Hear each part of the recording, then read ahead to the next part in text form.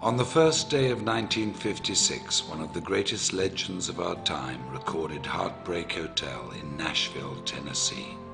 His name was Elvis Presley, and this, his first hit, officially introduced him to the American national music consciousness. The song was inspired by a young man who died an untimely death and evoked the last words, "I walk a lonely street." It was a song that would serve as the definition of a generation of music unlike anything the world has ever seen since.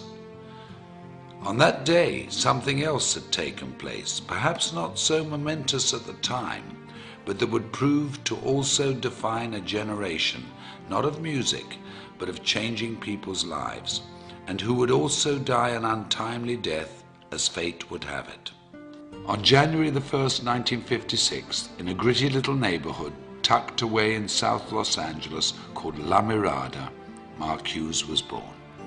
His life was fairly unremarkable. Born to Joanne Hughes and raised by her and Stuart Hartman, whom she married, Mark was probably reared much like many of us. Mind your manners, be responsible, keep your elbows off the table, make good choices. He was skinny and good-looking, polite and friendly, and very protective of his two younger brothers.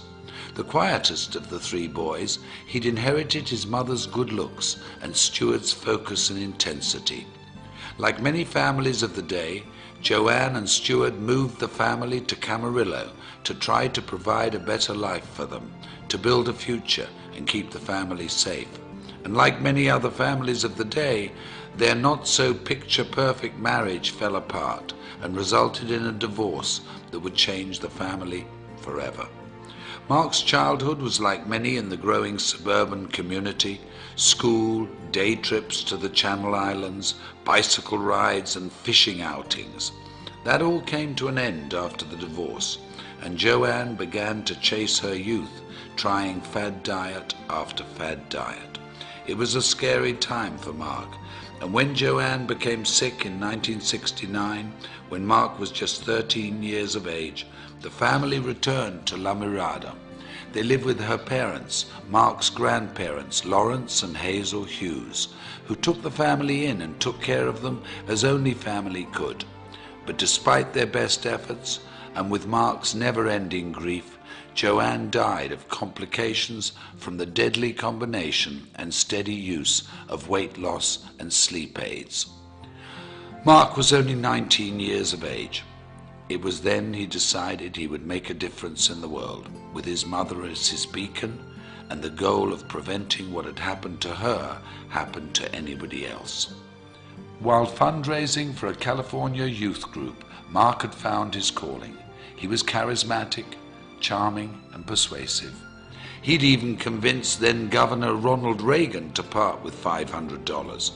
And with the taste of success in his mouth, the goal of changing lives through better health as his objective, the idea of personal financial freedom, and the memory of his mother in his heart, Mark Hughes entered the world of direct selling and network marketing. In 1976, Mark began selling Slender Now diet products, quickly becoming one of their top 100 earners. When the company collapsed in 1979, he sold exercise equipment and weight control products for Golden Youth, another direct sales organization. And when Golden Youth also failed, Mark decided to start his own company. Intrigued by the Eastern philosophy of herbal medicine, combined with the vitamin and mineral technology of the West, he co-developed a line of products that promised a bold 100% satisfaction guaranteed or your money back.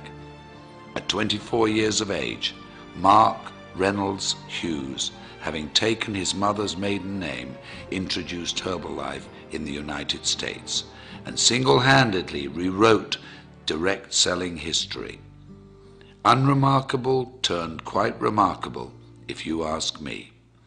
I often wonder what he would think if he could see us today, sitting here in this arena, looking at how big our organizations have grown, reflecting on the company's incredible retention rate, tasting our new products, walking into a nutrition club, celebrating success at a new president's team experience. How proud he would be. How incredibly happy we would have made him. I know in my heart, as many of you do in yours, that his light is what has made this possible, that his vision is what fuels us, that we are forever changed because of his influence on us and his belief that despite what we may think of ourselves every now and again, we're truly remarkable human beings. What a gift we've been given. What an incredible, invaluable, unique gift. I had this incredible dream when I wanted to start the Herbalife company that we could help people lose weight and we could help them do it safely, and they would have not just hope, that they would have reality